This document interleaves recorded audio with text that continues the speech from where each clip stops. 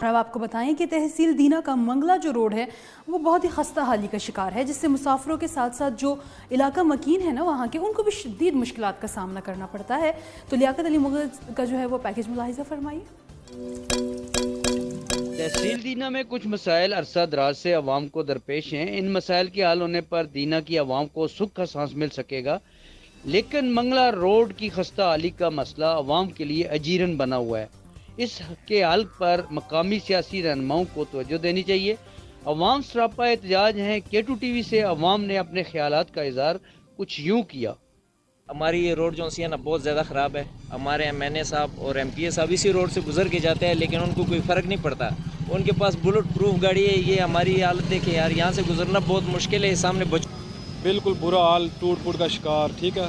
لہٰذا مہربانی کریں، ہمارے تو رکشے ویسے بھی ٹوٹ پھوٹ کا شکار ہو رہے ہیں، ہم بھی ٹوٹ پھوٹ گئے ہیں، بلکہ 200-400 کماتے ہیں وہ ہم مکینک کو دے دیتے ہیں، ٹھیک ہے۔ لہٰذا خدا را مہربانی کریں، جو منگلہ روڈ کا جو حال ہے نا وہ بہتر کریں۔ کوسرا ڈالا جناب اگر 2 باری اس روڈ دے معاملے وچ بہت ساری گفتگو کیتی ہے، بہت ساری عوام نوں جڑیاں تکلیف انہاں نوں آگاہ کیتا ہے اعلیٰ حکام تو نہیں کہ مہربانی کر کے جناب ساڈے حال تے رحم کیتا جاوے۔ دینا تو منگلہ جڑا روڈ ہے، جڑا میرپور دا مین روڈ ہے، اور کم از کم 40-50 جڑے گران اس دی زد وچ آمدے جڑے اس تو متفید ہوندے، مہربانی کر کے انہاں دے حال تے رحم کیتا جائے۔